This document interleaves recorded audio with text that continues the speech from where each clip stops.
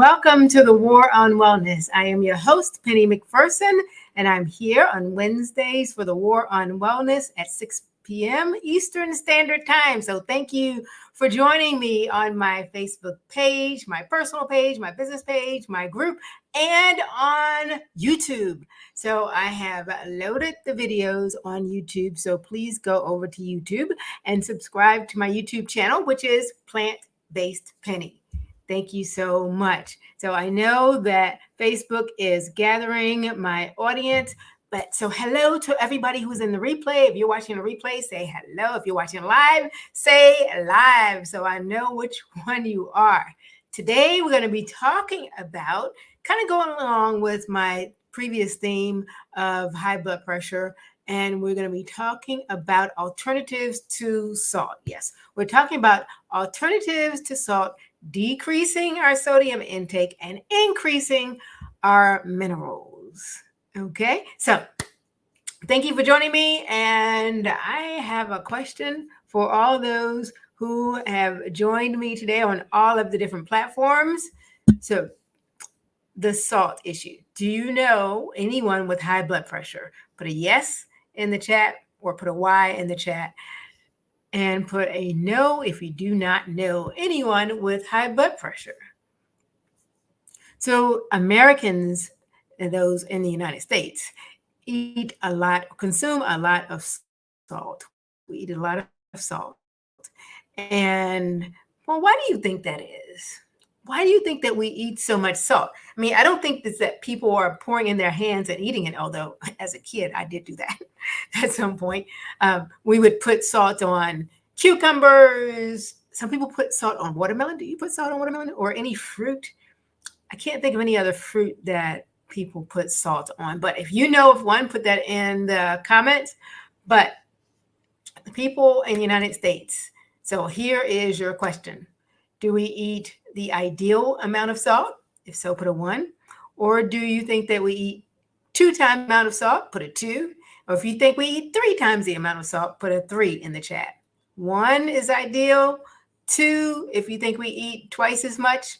Or 3, if you think we eat 3 times the amount of sodium. So the question is for us, so why is it necessary to reduce our salt? I mean, you might be saying, I'm fine. I don't have blood pressure problems or anything like that. Is there any other reason that I need to even be concerned about my salt intake? Well, I'm glad you asked. And the answer is yes, C. Most definitely, it is necessary in whatever language you say. Somebody says that we eat 5 times the amount of sodium. Well, there might be some people who eat 5 times the amount of salt. Just depends on what their diet is. And so the answer to the question is that in the United States, America, people eat twice the amount of salt that is necessary for their daily intake. And so the average Americans eat about 3,400 milligrams, and 1,500 is the ideal limit. Actually, less than 2,300 is what the American Heart Association recommends. I recommend 1,500 if you have a problem with your blood pressure, most definitely. So why? So the question is why? 1, if you eat too much salt, salt helps balance your fluids in your body. Too much salt and it can't balance the fluids, and then you end up bloated. So you end up bloated. Or for women, you may end up having menstrual discomfort. You don't want any of those. So that's one of the reasons. The other reason is salt can dehydrate your skin, which produces wrinkles, which makes you look older than you want to look. So that is not unless you're like maybe 15 or 16 or 10 or something like that. Sometimes people do want to look older than they are. Most of the time, when you get over 25 or 30, you're not trying to look older. So we want to mind our salt intake because it can increase wrinkles. And if we decrease the salt intake, it can be better looking skin for us. So when we're hydrated, we're more plump. The skin is more plump and it's more fuller, and it is fuller and smoother, therefore. So that's why you look a little younger, if so. And there's a third reason, but let me just make sure I am not missing anyone. Hello, Diana. How are you? Good to see you. And hello, Alex, as well. I'm going to say hello to Brenda and Lynn. Yes, wonderful. Thank you all for watching, and thank you for those who are watching on the replay as well. So the other reason is it can overwork your kidneys. So if you have too much, if you're eating too much salt, your kidneys cannot eliminate all of the extra. So that makes your heart work harder, and that's where we get the increased pressure when your heart is working harder. So it leads to heart disease, which can lead to stroke, which can lead to kidney disease. So in the standard American diet, which you may have heard me say before, which is SAD, S-A-D, standard American diet or Western diet, the salt that is eaten is not the table salt. It is a table salt, but the majority of the salt that is eaten, 70% of it is found in processed food, processed and packaged foods, and restaurant food. Most definitely. Did you know that even in most restaurants, they salt the salads? So they would like soak the lettuce in some ice water, and it's salted ice water. So you just never know. You could be if you're not making your own food, and it's definitely important to make sure that you are reading the labels of the food that you are buying, because it may taste really good, but it may be loaded with salt. So just try to pick one that has a little bit lower quantity of salt. So what can we do instead of salt?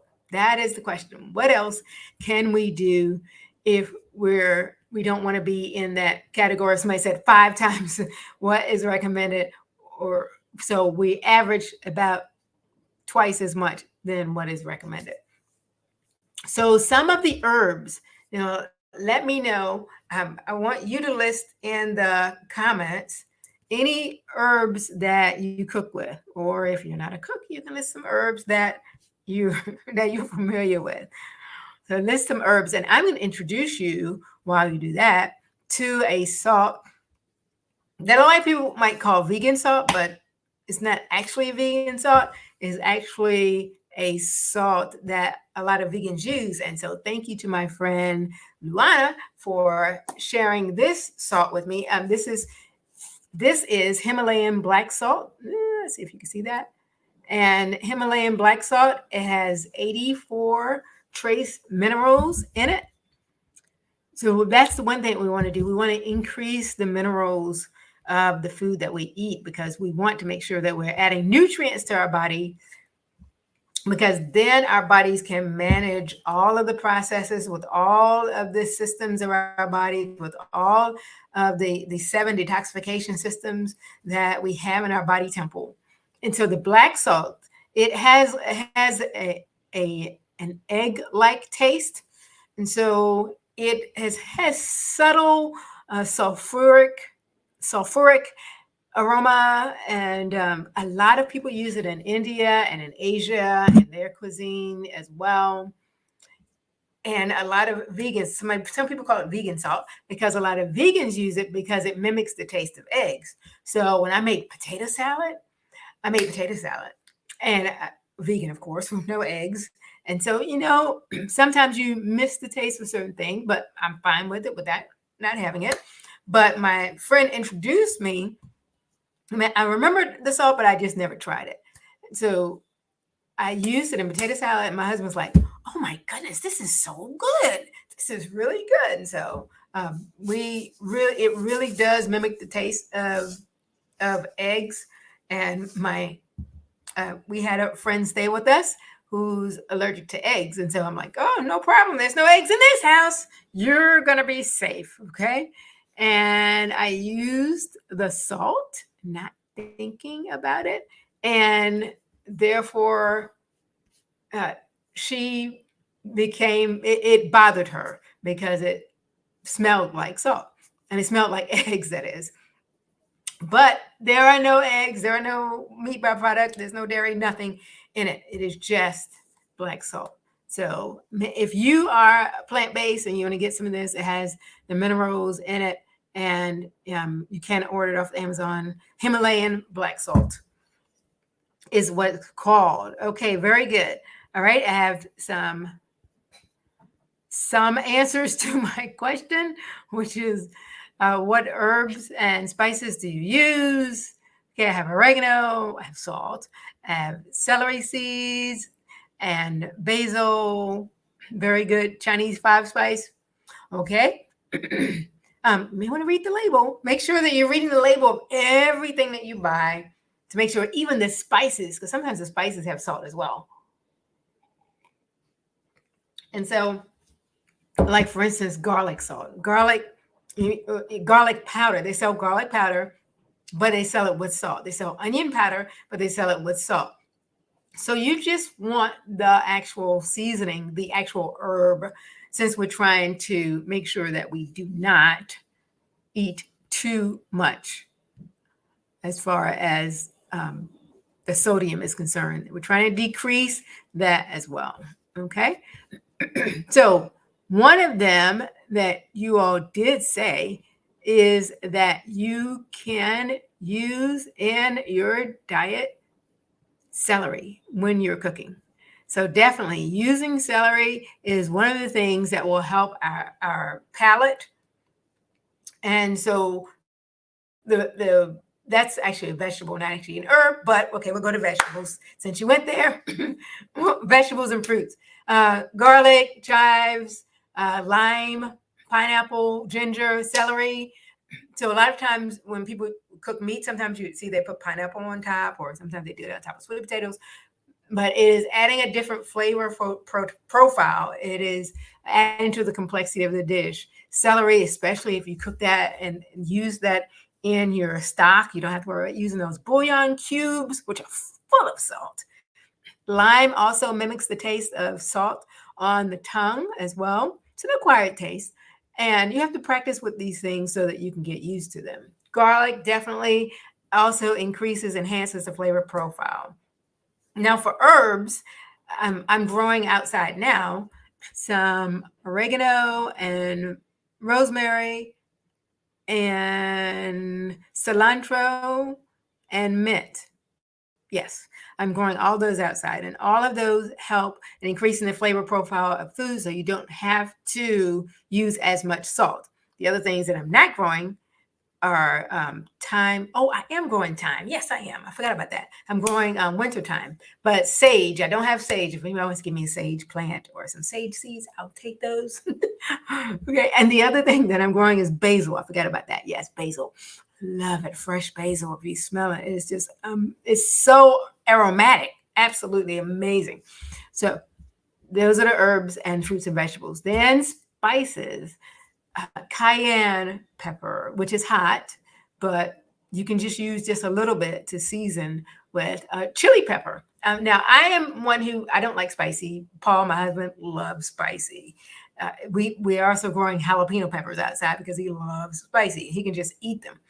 Me, I'm not. So the compromise for me when I cook is using chili pepper, and then he can add his cayenne or he can add his hot peppers to the top of his dishes. So, nutmeg and turmeric are also two other really great spices that you can use that enhance the flavor profile of your food so that you can use less salt. And as well as that, you can also use cinnamon. Yes, cinnamon. You believe that?